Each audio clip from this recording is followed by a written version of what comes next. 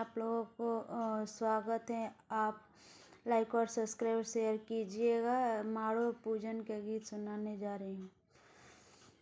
आहे माड़ो पूजे चलेली बेटी हो कवानी बेटी माँ के बासना छिलाया रे माड़ो पूजे चले बेटी हो कवानी बेटी माड़ो के बासना छिला आरे आतना बढ़ैया तोहरो बाड़े कवन पापा माड़ो के बासना छिला आरे